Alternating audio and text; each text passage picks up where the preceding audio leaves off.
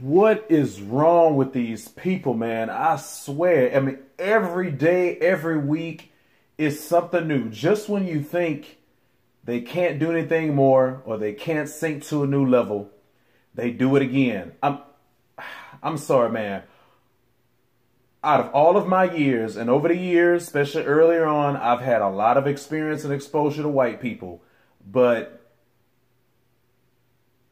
I'm still amazed with all my knowledge of history, with my awakening that I've had over the past number of years, with everything. I can't believe just the indignation of, and they always keep, I mean, and in some ways you're surprised, but I'm like, really? What is wrong with you people? You know what? I think all these health organizations, they're probably going to have to come up with something and just say that being a quote unquote so-called white person is a health disease or a health disorder or a mental issue or something like that. These people are absolutely crazy, but you know, they're supposed to have the higher IQs. I just don't get it. You know, I mean, I'm saying this a bit tongue in cheek, but when people go out there and call them devils or that they're unnatural or they're like a mutation or, you know, they're the caveman or they came from a different species or something, it's almost like they're trying to live up to it. Like they're just trying to live up to the Neanderthal caveman myth, which obviously I don't believe in that because you would have to believe in evolution, which clearly I don't. But man, it's like, are they even human? So let's get into this, folks. Now, on the heels of these Italian fashion labels having these problems, we now have a British company, Burberry, and to think I was going to buy a Burberry necktie that was maybe like anywhere from like 60 to $100. Well, thanks, Burberry. You just saved me some money and saved some silk fabric because I'm not going to be buying anything from you. With the recent fashion week, Burberry had some hoodie outfit ensemble with the drawstrings for the hoodie, but instead of just two regular drawstrings, and you can go Google it for yourself and look at it. And actually, I'm probably going to post a thumbnail that'll be like it, so that's probably why you would be here. So instead of two drawstrings hanging down, the drawstrings are tied or linked together and tied together like a noose. Now, the way that some media outlets are covering this is that suicide is not a joking matter. Now, let's just say if we're going to give them a little bit of the benefit of the doubt, because this is a British company, not an American company, and lynchings may not have been quite the same in Britain like they were in the United States, although these are both English-speaking countries, and the U.S. basically came from Britain. Some people would say that technically the United States, so-called United States, is still a part of Britain. But whatever the situation may be, there's a difference across the pond. But at the same time, I can't really give them the benefit of the doubt because we see what these Italians have been doing, okay? When you even had Italians that were lynched in the United States. I think it was maybe back in the 1800s, 7 Italians. Give me a minute, quick little history lesson. And I'm not doing this to show any sympathy or anything. I'm just saying this for perspective. I think about like 7 Italian males. Don't know if a white woman accused them of rape or not, because, you know, white Italians weren't always considered to be white. But they were lynched, just like they would have done us. And the officials back in Italy were very upset and angry and speaking out and criticizing the United States. And to make the peace, the United States government ended up paying restitution to the families back overseas because I believe they were over here as immigrants. And you know how a lot of these immigrants do. They come, the men will come over here, they'll work, they'll send money back home. So when these family members back over in the old country, when they lost the men, they lost a source of income and of provision. So for them to get out now, granted, they weren't treated nearly as bad as we were treated. There's no way you could compare the two. But for them to be treated like this in that instance in the U.S. and then to turn around and do stuff like this, it's like, really?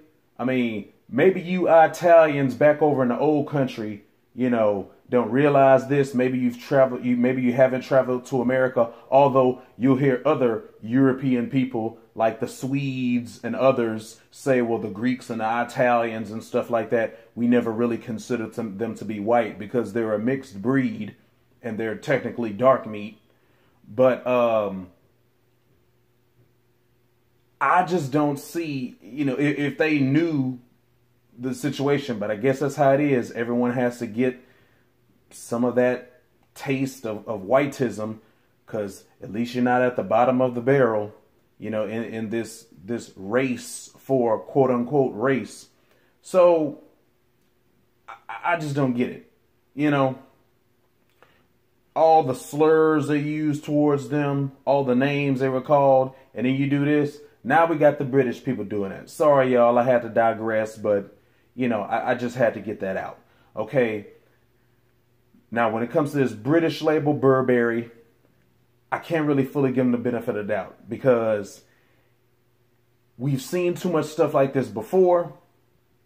It's too close and it's too much in a sequence with these Italian labels. I mean, are we going to start seeing this from some French fashion houses next? You know, I know the Chanel guy died. You know, maybe they'll be next. Who knows? But this is absolutely ridiculous. Okay, Hilfiger, these Italians, now the Brits, Burberry. You know, I can't say that, even though they're British and not American, that it was only about suicide. I would think there would have to be a connection to lynching. Now remember, the British Empire colonized and ruled over a number of different people, not just our ancestors. And America was just one of those colonies, and they had others. So the racism and the violence and the marginalization that happened in those areas, or that happened in the United States, I'm sure it happened in those areas as well. So I just don't, you know, definitely in the Caribbean, I don't know if I give them a pass. Okay? So check out the other video I've made. Just to play it safe, I'm putting Burberry on the boycott list, okay, with one of these labels that we just need to walk away from. And to make it very easy to walk away from, as I stated in the other video that was made, we need to support our own brands. We need to create our own businesses. We need to support each other economically. And when it comes to commerce, we have to practice group economics, okay? Just to give you some examples. Big Baller brand, I purchase, okay? Starberry, I check his website, looking for some things, you know, when I need something. I don't want to encourage people just to be a consumer and consumerism, but if you really need it, or if you have the money, and if you're gonna buy it anyway, instead of buying from them, buy it from one of us. Buy it from your own people, okay? And I haven't bought clothes in years, and I'm looking at changing my style and changing my wardrobe. So there it is, okay? I already talked about the African clothing, the ethnic clothing. Some of the clothes are made by Afro people across the diaspora, even people who come from the continent, okay? Do your research, do your homework. Find companies online or local stores in your area. I mean, I saw two couples the other day wearing traditional African attire. I was like, hey, man, where you get your gear? You know? So, and I love it. You know, just like I saw these two couples the other day rocking their gear, representing, you know. I think we all need to do that. If we all started rocking our own gear, especially things that were very ethnic like that, we wouldn't have to worry about these white folks and everything else that they make, okay? And remember now, when it comes to fashion, especially for Europe, France and Britain, they bought a lot of that cotton that our ancestors picked in the South, predominantly, and it was shipped overseas.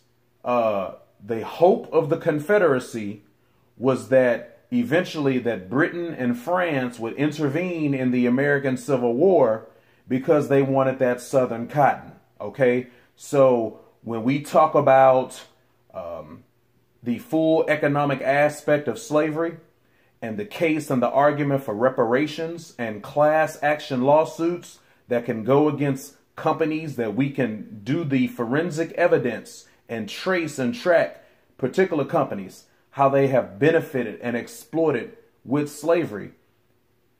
It's not just only going to be American companies and American brands. You're going to find those overseas linked with European countries as well, you know, and the French and the British, because that's historically, that's always been America's greatest allies and oldest allies, original allies. They definitely benefited also. So we need to do our own thing. We need to support each other. We need to have our own businesses.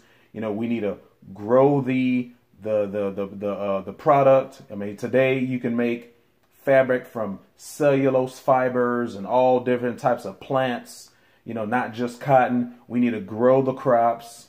You know, we need to process the fabric and the textiles. We need to employ either through the machinery or the technology or the seamstresses and the people who could sew and tailor. We need to have the retail stores or the online distribution outlets. You know, we need to have all of that. And then we need to consume our own stuff and support our own businesses. Pull away from the quote unquote so-called mainstream. Pull away from them. Pull away from whiteism. Pull away from the Eurocentric style of dress. And let's do like we do, okay? So, like I say, man, I've been checking out a lot of fashion labels that are Afro-owned. I've been checking out the traditional ethnic clothing. And I'm going to be making some purchases. I encourage you all to do the same. Burberry, you're not slick. I don't care how many times you get dropped in these rap videos. And just like that sucker, Floyd Mayweather, going out there talking about, well, I'm not a follower. You know, I do what I want to do. Look, you sorry Negro. Negroes like that, these sorry incorrigibles and these Sambos, you know, if they don't want to be down with us, as the saying goes, all skin folk ain't kinfolk. If they're not going to be down with us and they're going to continue to support these people that show us no respect and continue to spit in our faces, then they need to be canceled and we don't need to accept them. I've never paid and really watched too much of any Floyd Mayweather fights. I think he's very overrated. A lot of you going out there, Floyd Mayweather is the greatest. Please give me a break. I will never support anything that Floyd Mayweather has done, will do. I will not buy anything from him. I won't pay attention to him. I won't watch him, period. He's canceled, okay? And like he said in that video with TMZ, he's like, all these people weren't on the money team. Well, you're damn right, Negro. I wasn't on the money team back then, and I definitely won't be it by itself. So you better go call Tiny or something, or go call somebody else. Because I'm not with you. And we don't need to be following a lot of these sellout celebrities because they're just entertainers. It's all an act. It's all a show. It's all a performance. You know, it's not real. They're there to entertain. You know, it's an illusion. All right? It's not the real thing. You know, quit looking at illusions. Look at the real world. So let's get on point. Support our own. Forget these European labels. See you next time.